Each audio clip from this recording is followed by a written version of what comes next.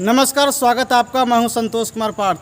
आज हम बातचीत करते हैं कि मंत्रिमंडल का विस्तार हुआ है और इस वक्त हमारे साथ हैं हिंदी विकास मंच के अध्यक्ष डॉक्टर राजीव नयन सिंह। बताइए सर कि मंत्रिमंडल का विस्तार हुआ, इस पर क्या कहेंगे? केंद्रीय मंत्रिमंडल का मोदी जी ने एक तरह से पुनर्गठन किया है और जैसा कि उम्मीद था बिहार से भी कुछ चेहरे दिए गए हैं और बहुत सारे मंत्रियों को प्रमोट किया गया।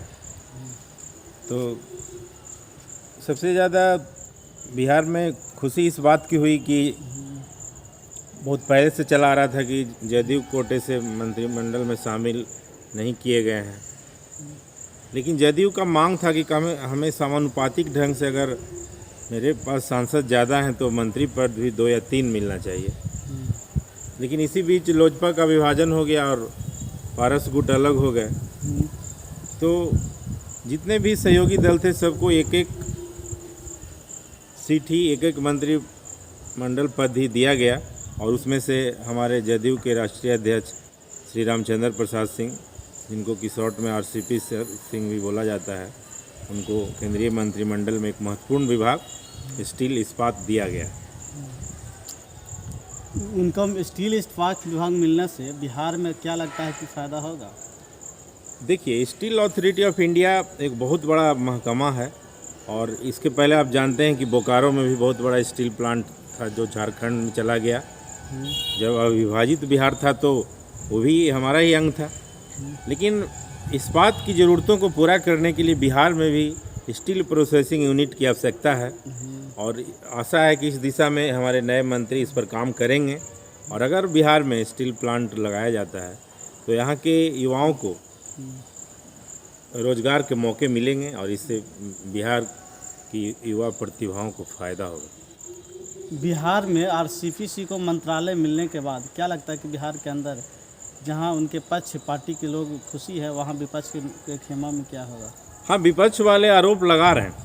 विपक्ष की तो आदत है कि कुछ न कुछ नुक्स निकालते हैं। तो उसमें से कुछ लोग कह रहे हैं कि नीतीश जी ने नालंदा को प्रश्रय दिया तो स्वजातीय को प्रश्रय दिया, लेकिन ये सब बात नहीं है।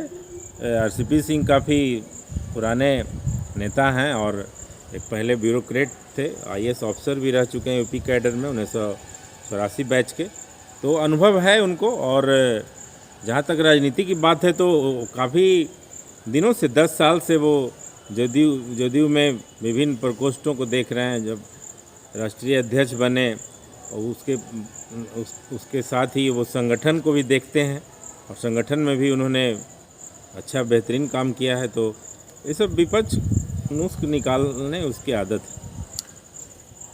पहले का बिहार और अब का बिहार क्या लगता है, कितना बदल रहा है?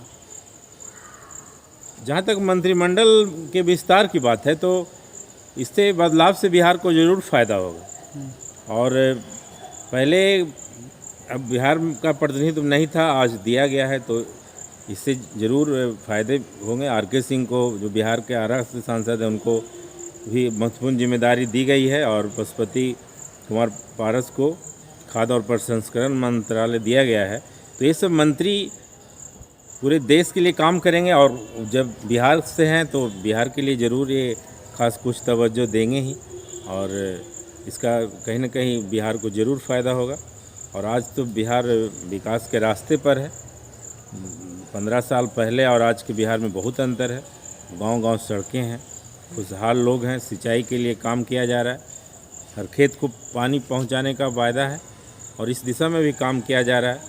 जल जीवन हरियाली योजना जो है उसको विश्व स्तर पर सराहना मिली है और बिहार में जो वनों का अच्छी वर्षा होने के लिए जो ज़रूरत है उसको अब 11% से हम लोग को 17%, 20% तक लक्ष्य है और बिहार विकास के पथ पर आगे बढ़ रहा है।